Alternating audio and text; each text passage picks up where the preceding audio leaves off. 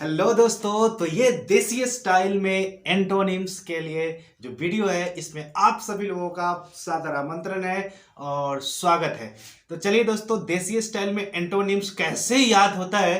सबसे पहले मैं बता दूं कि जैसे आप हिंदी बोलते हैं तो आपके दिमाग को थोड़ा आसान लगता है, आपका दिमाग थोड़ा संतुष्ट रहता है आपसे, क्योंकि ये मातृभाषा है। और इस मातृभाषा के अंदर पता किए आप कि कितने सारे इंग्लिश वर्ड्स हैं। सुबह से शाम तक आप इंग्लिश वर्ड्स बोलते हैं, लेकिन शायद ही आपके दिमाग को पता चलता है कि ये इंग्लिश वर्ड्स है। आपका दिमाग उन सबको एक्सेप्ट कर लेता है, उन सबको अपने अंदर रख लेता है, अपने डिक्शनरी के अंदर शामिल कर लेता है, क्योंकि उसे पता चलता है कि ये हिंदी है। लेकिन वो सब हिंदी होता नहीं है। जैसे आपको स्कूल आप कहते हैं, आप कॉलेज कहते हैं, आप रोड कहते हैं, बेल्ट कहते हैं, आप स्ट्रीट कहते हैं, टाउन कहते हैं, सिटी कहते हैं। सुबह से शाम तक तो अंग्रेजी ही बोलते हैं आप।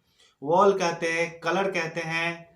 तो ये सारा चीज आप जब अंग्रेजी में बोलते हैं तो आपका दिमाग उसे हिंदी समझ करके एक्सेप्ट कर लेता है। बस क्या करना है, थोड़ा सा आपको धोखेबाजी करनी है अपने दिमाग के साथ। अगर आप हिंदी बोलेंगे और उसके अंदर अंग्रेजी वर्ड डाल देंगे तो आपका दिमाग उसे भी आसानी से एक्सेप्ट कर लेगा।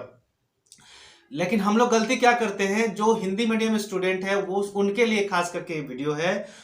उनके दिमाग को आदत है हिंदी वर्ड्स को अपने अंदर एक्सेप्ट करने का और इंग्लिश वर्ड्स को रिजेक्ट मार देता है, जिसके वजह से वो ऐसे सारे विद्यार्थी सोचते हैं नहीं नहीं, मुझे एसएससी बैंकिंग की तैयारी नहीं करनी चाहिए, मुझे रेलवे में ग्रुप डी की तैयारी करनी चाहिए, क्योंकि उसमें अंग्रेजी नहीं पूछी जाती है। तो ये तो विडंबना है सरकार की कि जो अंग्रेजी उसमें नहीं पूछती है। लेकिन मैं आपको ये बता दूं कि ये जो तरीका है अभी जो मैं बता रहा हूं, कमाल का तरीका है। इस तरीके का अगर इस्तेमाल आप करना शुरू कर दें तो आप ग्रुप डी भूल करके आप आगे निकलेंगे, आप एसएससी की ओर आएंगे, बैंकिंग की ओर आने लगेंगे, क्योंकि आपके दिमाग के पास वर्ड पावर बहुत ज्यादा हो चुकेगा।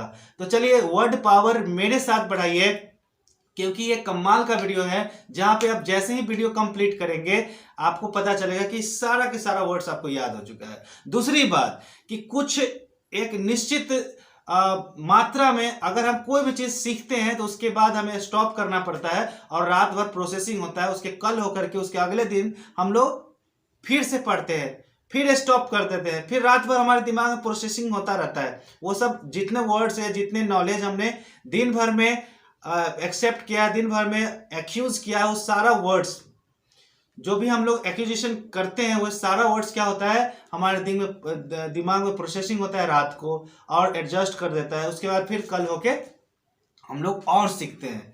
लेकिन कई बार क्या होता है कि कुछ लोग कंटिन्यू ज्यादा ज्यादा पढ़ पाते हैं, लेकिन उनके भी पढ़ने का एक सीमा है। एक दिन के अंदर 24 घंटे के अंदर वो एक सीमा में ही रहकर पढ़ पाते हैं, क्योंकि दिमाग को ज्यादा दीजिएगा एक दिन में तो वो ज्यादा अपने दिमाग में एडजस्ट नहीं कर पाएगा, उसे अल्फाबेटिकली सजा नहीं पाएगा।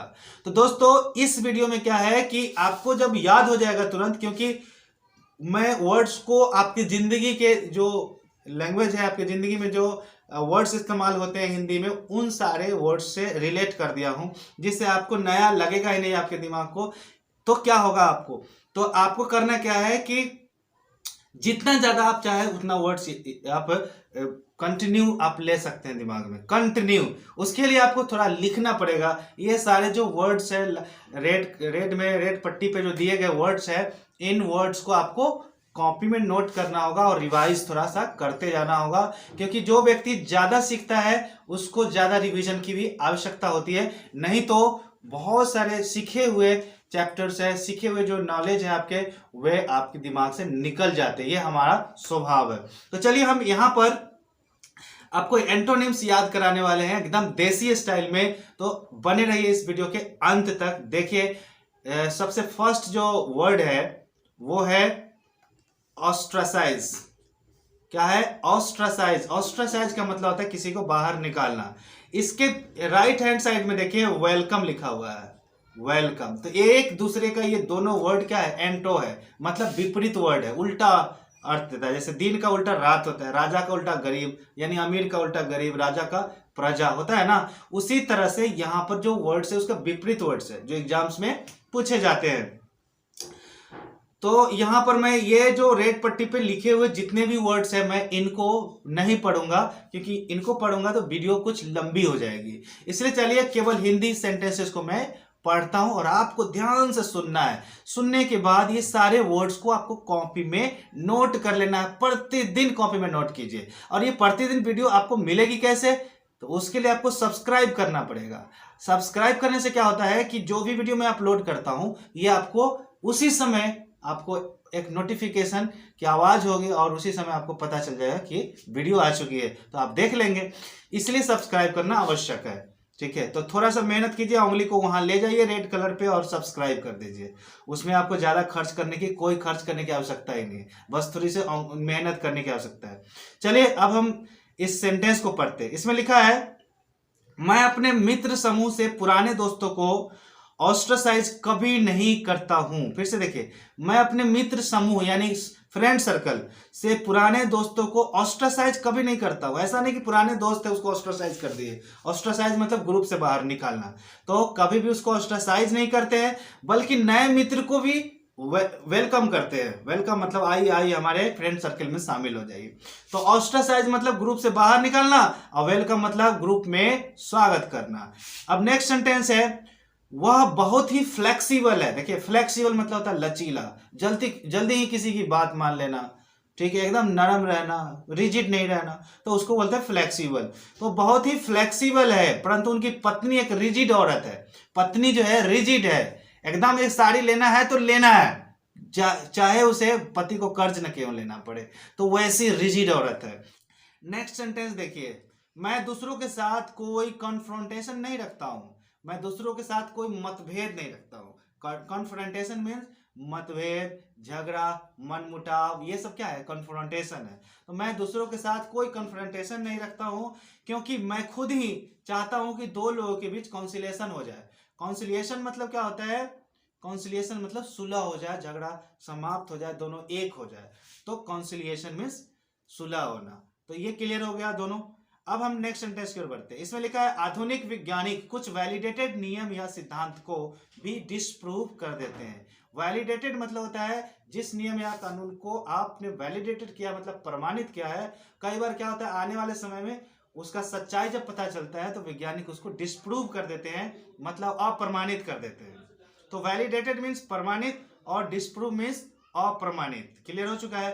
अब हम लोग नेक्स्ट सेंटेंस की ओर बढ़ते हैं। नंबर 5 में बढ़िए। देखिए, यहां लिखा है, नीतीश कुमार एक पैरोकियल नेता है। पैरोकियल मीन्स प्रांतीय।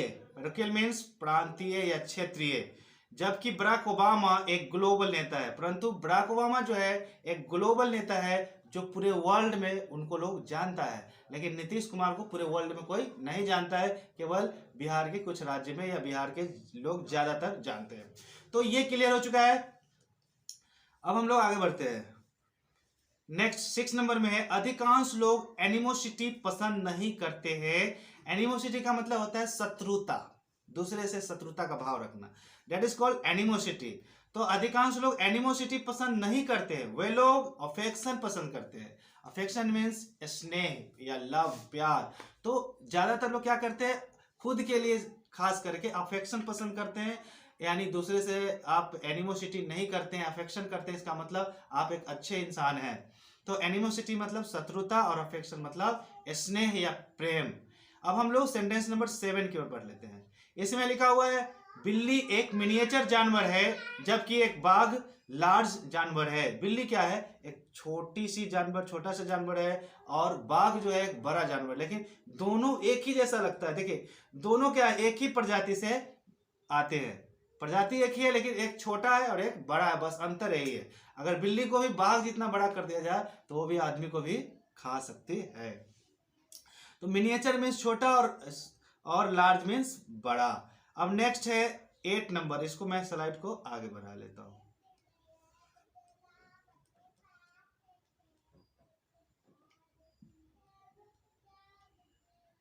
चलिए अब स्लाइड नंबर 8 को देखते हैं। इसमें लिखा है, जॉली। सभी व्यक्ति को अपने जीवन में जॉली और ग्लूमी, देखिए जॉली मीन्स खुशी और ग्लूमी मतलब दुख या दुखद। ठीक है, तो यहाँ कह रहा है कि सभी व्यक्ति को अपने जीवन में जॉली और ग्लूमी दोनों झेलना पड़ता है।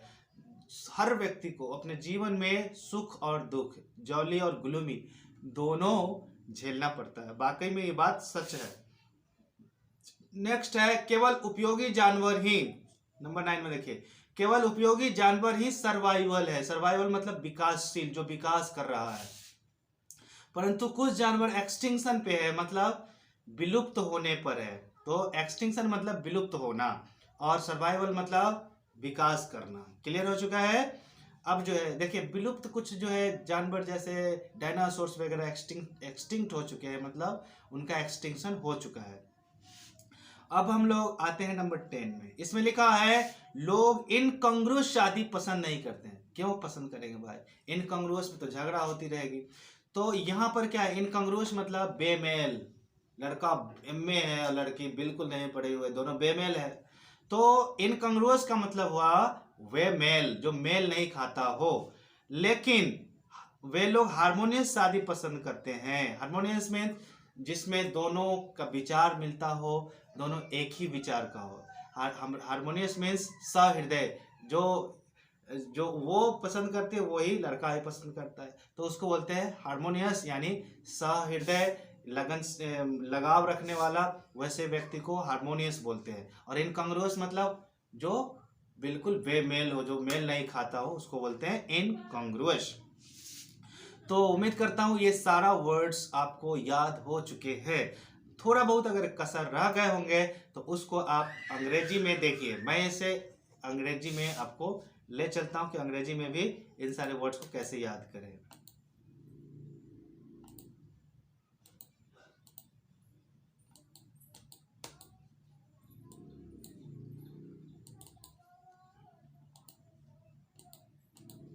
तो आ गए हम लोग अंग्रेजी की दुनिया में। देखिए अंग्रेजी में ये सारे वर्ड्स ऑलरेडी लिखे हुए हैं, बस जो हिंदी में आपने पढ़ा है उसको आपको रिवाइज अंग्रेजी में करना है, तो आपकी अंग्रेजी भी बहुत बेहतर होगी, साथ साथ वर्ड पावर भी बढ़ेंगे। इसमें भी सबसे पहले लिखा हुआ है I never ostracise old friend and welcome new friend in my friend circle. कह रहा है कि मैं कभी भी अपने ओल्ड फ्रेंड को अपने फ्रेंड सर्कल से ऑस्ट्रसाइज नहीं करता हूँ, उनको बाहर नहीं निकलता हूँ, उन्हें अपने फ्रेंड सर्कल में वेलकम करता हूँ, मतलब अपने फ्रेंड सर्कल में स्वागत करता हूँ। नेक्स्ट सेंटेंस है ही इज वेरी फ्लेक्सिबल, वह बहुत ही लचीला है, but his wife is rigid lady, परंतु उनकी पत्नी रिजिड लेडी है, जिद्दी लेडी है। उसके बाद है I don't have confrontation with others, मैं दूसरों के साथ मतभेद पसंद नहीं करता हूँ, झगड़ा पसंद नहीं करता हूँ, कलह पसंद नहीं करता हूँ। Because I like conciliation between two persons, क्योंकि मैं खुद दो लोगों के बीच कॉन्सिलिएशन पसंद करता हूँ, कि दोनों के बीच सुलह हो जाए, समझौता हो जाए। तो ये याद हो चुका है। अब नेक्स्ट सेंटेंस है the modern scientist disprove some of the validated rules और थियरी। कह रहे हैं कि कुछ जो आधुनिक वैज्ञानिक है वो पहले से जिस रूल्स को वैलिडेट किया जा चुका है, जिस थियरी को, जिस सिद्धांत को वैलिडेट किया जा चुका है, मतलब उसको प्रमाणित किया जा चुका है, उसे कुछ नए वैज्ञानिक जो है उसको डिस्प्रूव कर देते हैं, मतलब अप्रमाणित कर देते हैं। नेक्स्ट सेंटेंस है यहाँ पर Nitish Kumar is a parochial leader. Parochial means क्षेत्रीय या प्रांतीय। तो नीतीश कुमार एक पैरोकियल लीडर है, खास करके ये बिहार के मुख्यमंत्री है। अभी वीडियो पुरानी हो जाएगी तो हो सकता है मुख्यमंत्री नहीं भी रहे। तो नीतीश कुमार बिहार के मतलब कि पैरोकियल लीडर है, क्षेत्रीय नेता है, बट परंतु Barack Obama is a global leader. Barack Obama एक विश्व स्तरीय नेता है। तो पैरोकियल और ग्लोबल दोनों समझ में आया। पैरोकियल मीन्स प्रांतीय या क्षेत्रीय और ग्लोबल मीन्स विश्व स्तरीय। अब हम लोग 6 नंबर में आते हैं। इसमें लिखा है most of the people don't like animosity. ज्यादा से ज्यादा लोग एनिमोसिटी पसंद नहीं करते हैं, मतलब कलह या जो है दुश्मनी पसंद नहीं करते हैं। दे लाइक लव और अफेक्शन, वे लोग प्यार और स्नेह पसंद करते हैं। तो एनिमोसिटी इनेमी से बना है, मतलब शत्रुता, और अफेक्शन मतलब मित्रता या स्नेह या प्रेम। क्लियर हो चुका है। अब हम थोड़ा आगे बढ़ते हैं।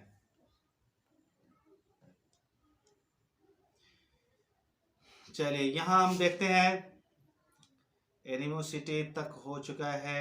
अब नेक्स्ट सेंटेंस है 7 नंबर, इसमें लिखा है a cat is a miniature animal, बिल्ली एक छोटी जानवर है, but a tiger is large one, परंतु एक बाघ जो है बड़ा जानवर होता है। बट द, यहाँ पर मैं दे लिखना चाहता था, बट दे, सॉरी नहीं ठीक है, but the both belong to the same species, परंतु दोनों जो है बिल्ली और बाघ वो दोनों सेम ही स्पेसीज से आते हैं, सेम ही प्रजाति से आते हैं। तो यहाँ क्लियर हो गया कि बिल्ली जो है मिनिएचर है मतलब छोटा है, और लार्ज मतलब बड़ा होता है। उसके बाद है 8 नंबर में, 8 में देखिए इसमें लिखा है every one has to face the both jolly and gloomy times, कह रहा है कि प्रत्येक व्यक्ति को अपने जीवन में दोनों, कौन कौन, जॉली और ग्लूमी, खुशनुमा और दुखद दोनों समय गुजारना पड़ता है। नेक्स्ट है survival, only useful animals are survival, केवल यूजफुल एनिमल जो है जैसे गाय भैंस बैल ये सब सर्वाइवल है, ये सब लोग पालना चाहता है इसलिए अभी तक है, नहीं तो अगर मार देते तो ये भी एक्सटिंक्ट हो चुका होता, यानी इनकी भी एक्सटिंक्शन यानी विलुप्तिकरण हो चुका होता। तो सर्वाइवल मतलब विकास करना या विकासशील होना, और यहाँ पर एक्सटिंक्शन है मतलब विलुप्त होना। तो क्लियर हो चुका है कि जो यूजफुल जानवर है वो विकासशील है, और जो कार्निवोरस एनिमल्स थे मतलब जो कार्निवोरस थे, जो मांस खाने वाले थे जैसे डायनासोर्स वगैरह, वे एक्सटिंक्शन हो चुके हैं।